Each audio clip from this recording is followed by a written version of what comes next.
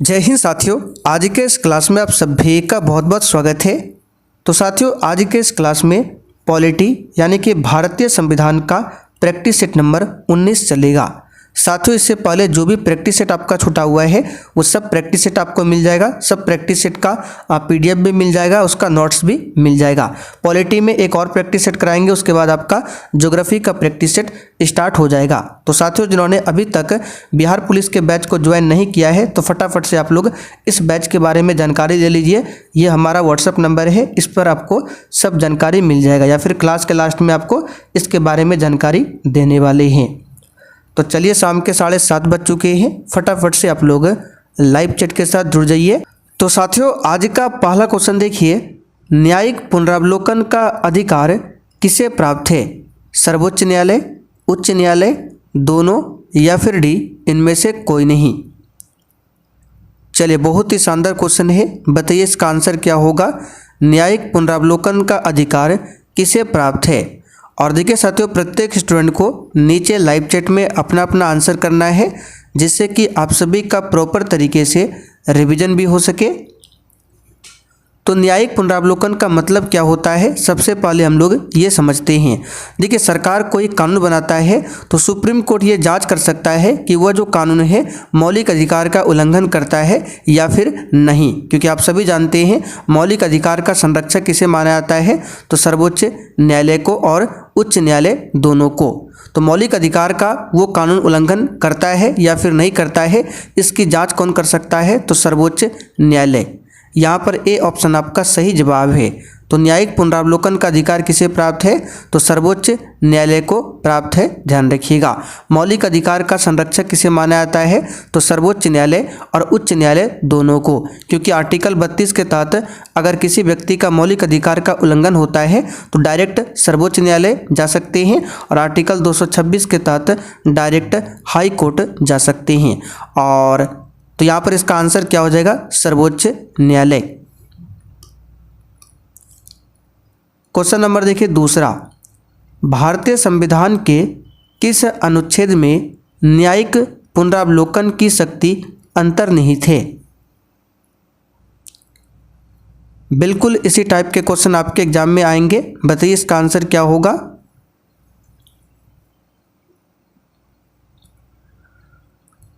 तो यहाँ पर इसका आंसर हो जाएगा अनुच्छेद 13, बी ऑप्शन यहाँ पर आपका सही जवाब है। न्यायिक पुनरावलोकन को किस देश के संविधान से लिया गया है, तो USA के संविधान से, यानी कि अमेरिका के संविधान से लिया गया है। अनुच्छेद 108 में क्या है, तो संयुक्त अधिवेशन का प्रावधान किया गया है अनुच्छेद 108 में।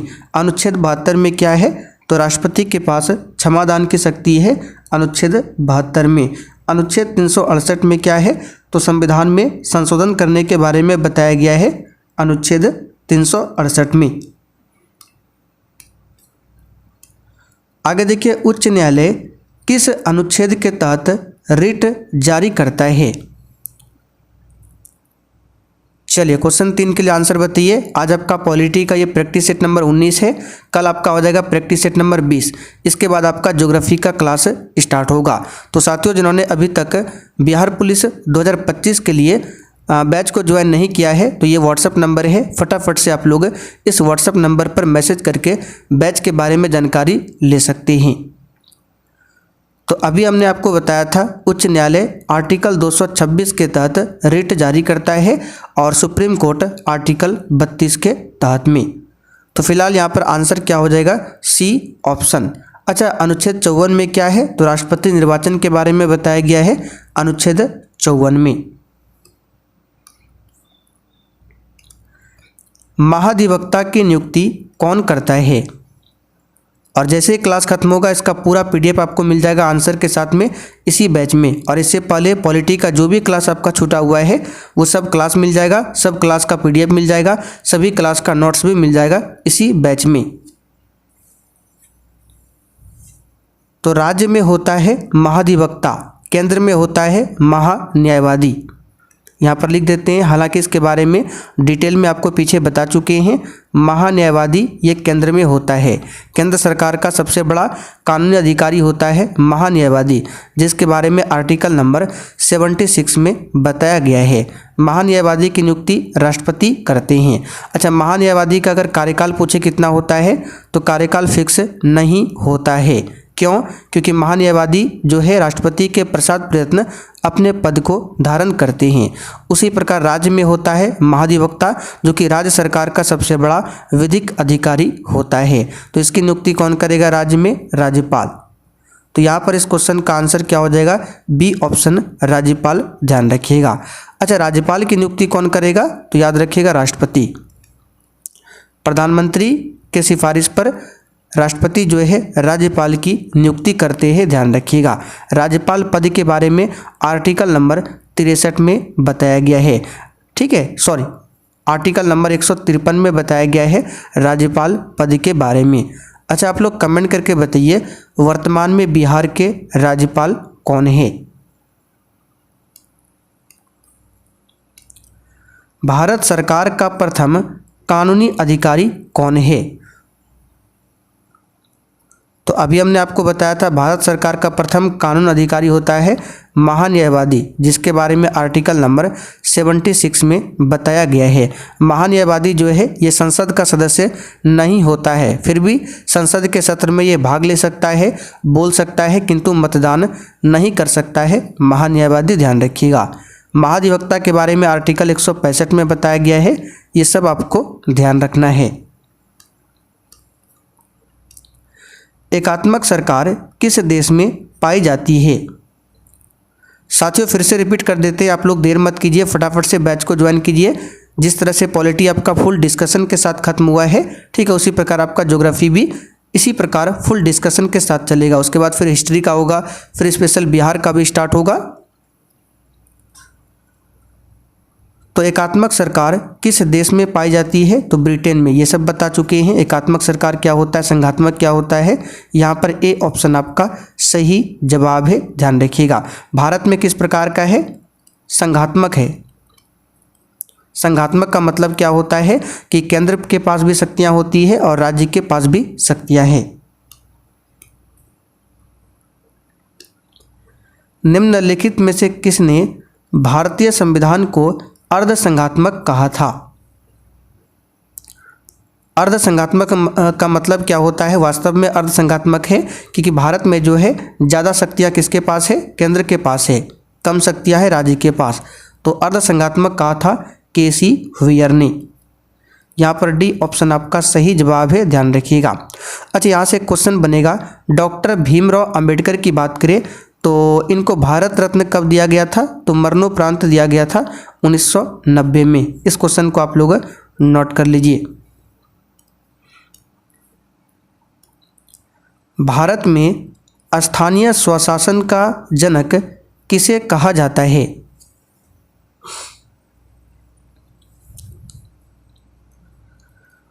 तो लॉर्ड रिपन को कहा जाता है। यहाँ पर ए ऑप्शन आपका सही जवाब है, लॉर्ड रिपन। आगे देखिए, निम्नलिखित में से कौन पंचायती राज से संबंधित एक समिति नहीं है? और देखिए, जो भी साथी ऑलरेडी बैच को परचेज कर लिए हैं और उनको डाउट है कि एप्लीकेशन पर क्लास कैसे करना है, कैसे पीडीएफ मिलेगा, कैसे नोट्स मिलेगा, तो इसी नंबर पर मैसेज कीजिए, आपको सब जानकारी दे देंगे। तो कौन पंचायती राज से संबंधित एक समिति नहीं है? तो देखिए, अशोक मेहता समिति जो है ये संबंधित है। इसका गठन 1977 में हुआ था और अशोक मेहता समिति ने द्विस्तरीय पंचायती राज की संरचना दिया था।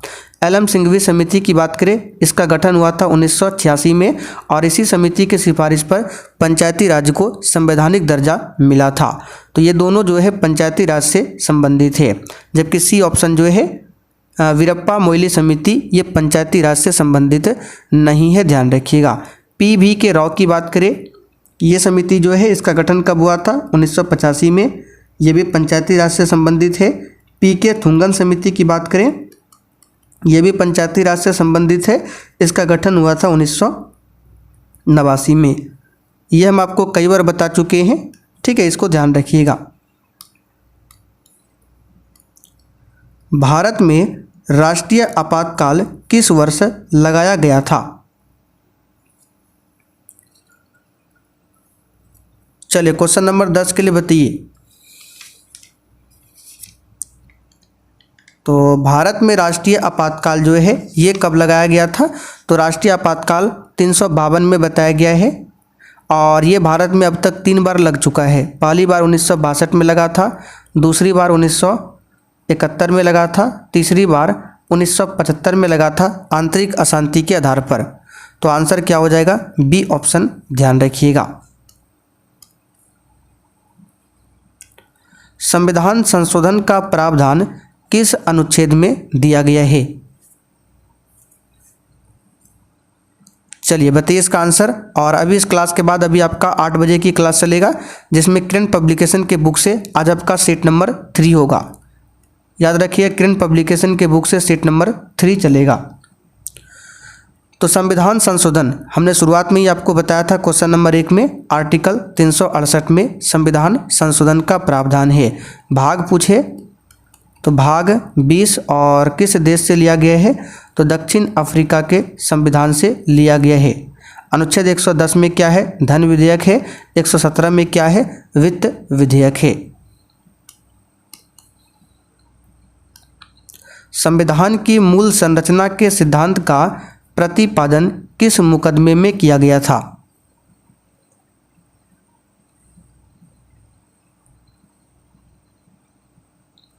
तो केशवानंद भारती मुकदमा में किया गया था। केशवानंद भारती मुकदमा ये कब आया था? 1973 में। चलिए आगे बढ़ते हैं। संविधान का 42वां संशोधन किसने लाया? और देखिए साथियों, सेशन के लास्ट में आपको कमेंट करके अपना अपना स्कोर जरूर बताना है कि आपने कितने क्वेश्चन आज के सेट में सही किए हैं। तो ये आया था 1976 में, ठीक है, और उस समय प्रधानमंत्री इंदिरा गांधी थी। ए ऑप्शन यहाँ पर आपका सही जवाब है। 42वां संशोधन को ही लघु संविधान यानी कि मिनी कॉन्स्टिट्यूशन माना जाता है। आगे देखिए, संविधान के किस अनुच्छेद में नए राज्यों के गठन का प्रावधान मिलता है? अब यहाँ पर ध्यान दीजिए, 2 तरह के क्वेश्चन बनेंगे। अगर भारत के अंदर ही किसी नए राज्य का गठन करना है तो उसके लिए है आर्टिकल 3, यहाँ पर बी ऑप्शन आपका सही जवाब है।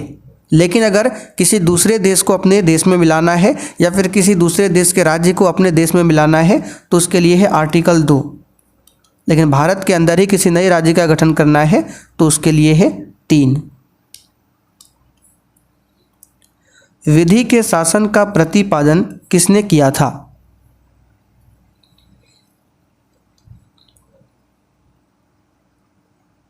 तो इसका आंसर है डायसी ने किया था। एक है विधि के शासन, तो विधि का शासन जो है ये ब्रिटेन से लिया गया है, यानी कि कानून द्वारा ही शासन चलेगा, ये ब्रिटेन में लिया गया है। और विधि के समान संरक्षण जो है ये अमेरिका से लिया गया है। दोनों याद रखिएगा, विधि का शासन ब्रिटेन, लेकिन विधि यानी कानून के समान संरक्षण ये अमेरिका से लिया गया है। किस वर्ष राज्य पुनर्गठन आयोग का गठन हुआ था?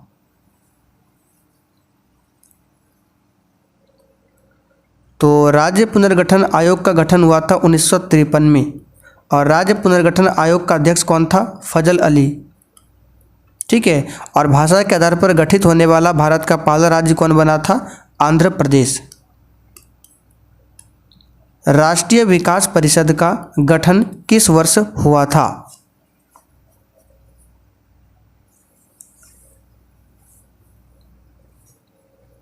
तो 6 अगस्त 1952, पूरा डेट याद रखिएगा, एग्जाम में पूछा जाता है। 6 अगस्त 1952 को राष्ट्रीय विकास परिषद का गठन हुआ था। तो देखिए बी ऑप्शन में दिया हुआ है। अच्छा, राष्ट्रीय विकास परिषद के अध्यक्ष कौन होते हैं? तो प्रधानमंत्री होते हैं। नीति आयोग के अध्यक्ष कौन होते हैं? प्रधानमंत्री होते हैं। भारत में नियोजित अर्थव्यवस्था किस देश से लिया गया है?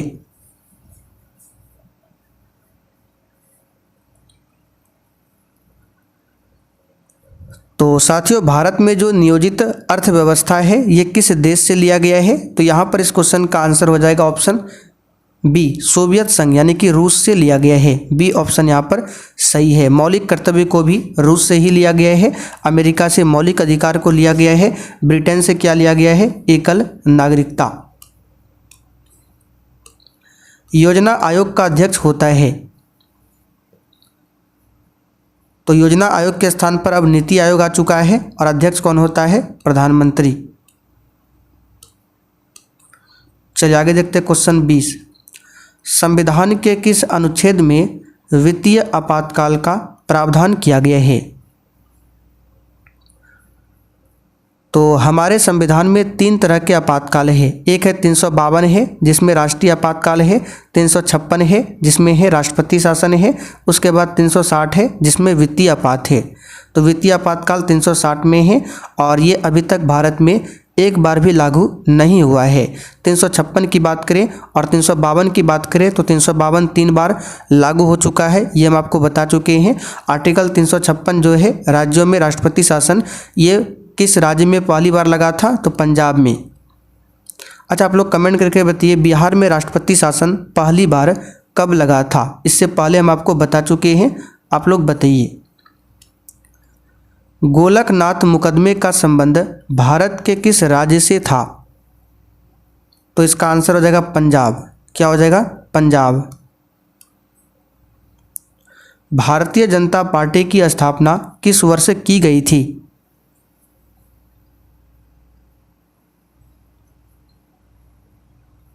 तो 1980 में किया गया था बीजेपी की स्थापना, ठीक है, अटल बिहारी वाजपेयी और लालकृष्ण आडवाणी के द्वारा। अगर आपसे पूछे बीएसपी की स्थापना, बहुजन समाज पार्टी, तो 1984 में किया गया था काशीराम के द्वारा, ठीक है। और कांग्रेस की स्थापना 1885। सूचना का अधिकार किस वर्ष अधिनियम बना? तो ये 2005 में बना था। अच्छा, शिक्षा का अधिकार जो है पूरे देश में कब लागू हुआ था? 1 अप्रैल 2010 से। अच्छा, शिक्षा से संबंधित आर्टिकल कौन सा है? आर्टिकल 21A, जिसे 2002 में जोड़ा गया था संविधान में 86वां संविधान संशोधन के द्वारा। बहुजन समाज पार्टी का संस्थापक कौन है? तो अभी हमने आपको बताया बहुजन समाज पार्टी की स्थापना 1984 में किया गया था काशीराम के द्वारा। यहाँ पर देखिए बी ऑप्शन आपका सही जवाब है। वर्तमान में इस पार्टी के अध्यक्ष कौन है? मायावती। भाषा संबंधी प्रावधान भारतीय संविधान के किस अनुसूची में दिया गया है?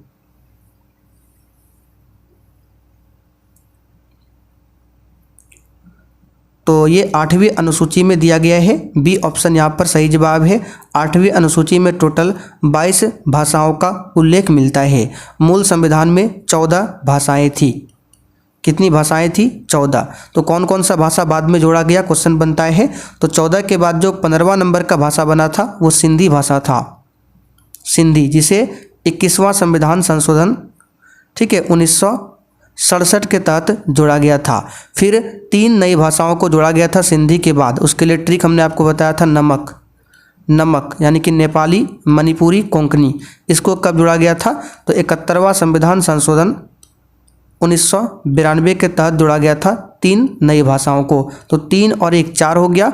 और फिर बाद में 4 भाषाओं को जोड़ा गया था, बोडो, डोंगरी, मैथिली, संथाली। कब जोड़ा गया था? 92वां संविधान संशोधन 1993 के तहत। 92वां संविधान संशोधन 1993 के तहत। तो 14 पहले थी और बाद में 15, 16, 17, 18 और 4 बाद में 92 में, तो 22। तो इस प्रकार से टोटल अभी 22 भाषाओं का उल्लेख मिलता है। भारत का सर्वोच्च न्यायालय कहाँ पर स्थित है? तो ये नई दिल्ली में स्थित है। कहाँ पर है? नई दिल्ली में।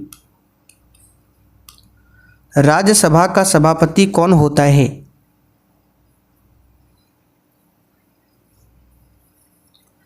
तो उपराष्ट्रपति होता है, हम सभी जानते हैं। और उपराष्ट्रपति राज्यसभा का सभापति होगा, इसके बारे में आर्टिकल नंबर 64 में बताया गया है। उपराष्ट्रपति पद के बारे में आर्टिकल 63 में बताया गया है, ध्यान रखिएगा। राष्ट्रपति पद आर्टिकल 52 में है। आर्टिकल 53 में क्या है कि राष्ट्रपति कार्यपालिका का प्रमुख होगा, यह 53 में है। 60 में क्या है, राष्ट्रपति शपथ है। 61 में राष्ट्रपति पर महाभियोग है। निम्नलिखित में से भारतीय संविधान का कौन सा अनुच्छेद अस्पृश्यता प्रथा का उन्मूलन करता है?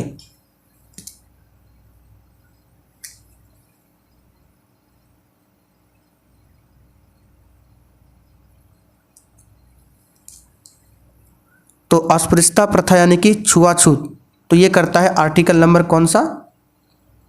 बताइए, इसका आंसर क्या होगा? 17। आर्टिकल 17 करता है। 18 में क्या है? उपाधियों का अंत किया गया है 18 में। चलिए आगे बढ़ते हैं। किस संविधान संशोधन द्वारा भारतीय संविधान की प्रस्तावना को पहली बार संशोधित किया गया?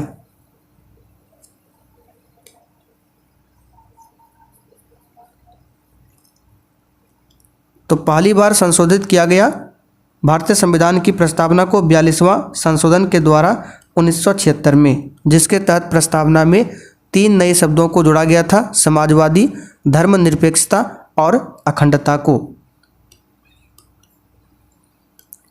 संसद के 2 अधिवेशनों के मध्य अधिकतम अनुज्ञेय अंतराल अवधि कितनी है?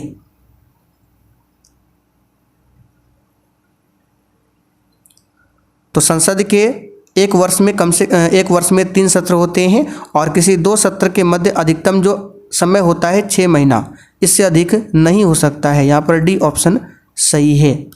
और कौन कौन सा सत्र होता है इसके बारे में डिटेल में डिस्कशन कर चुके हैं, पीछे क्लास को देख लीजिए, इसी बैच में सब मिलेगा। निम्नलिखित भारतीय राज्यों में से किस राज्य ने सर्वप्रथम त्रिस्तरीय पंचायती राज व्यवस्था को अंगीकार किया? तो ये किया था राजस्थान ने। ठीक है, पंचायती राज को लागू करने वाला प्रथम राज्य है राजस्थान। 2 अक्टूबर 1959 को यहाँ पर लागू हुआ था राजस्थान के नागौर से। उस समय प्रधानमंत्री कौन थे? जवाहरलाल नेहरू। निम्नलिखित में से संसद के किस गैर सदस्य को इसे संबोधित करने का अधिकार है? तो ऑप्शन के अकॉर्डिंग देखिए, महान्यायवादी, हम आपको बता चुके हैं पहले भी कि महान्यायवादी जो है ये संसद का सदस्य नहीं होता है, इसलिए ये गैर सदस्य है, लेकिन संसद के सत्र में भाग ले सकता है, बोल सकता है, परंतु मतदान नहीं कर सकता है। तो आंसर क्या होगा?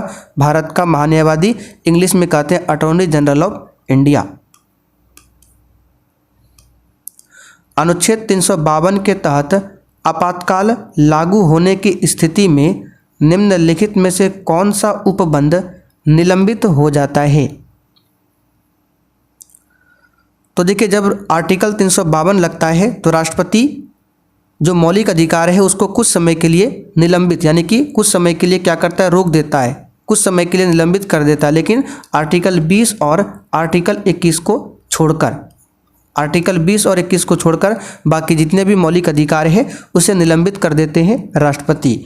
तो बोला गया निम्नलिखित में से कौन सा उपबंध निलंबित होता है? तो मौलिक अधिकार, सी ऑप्शन यहाँ पर सही है। यह है जीवन जीने का अधिकार।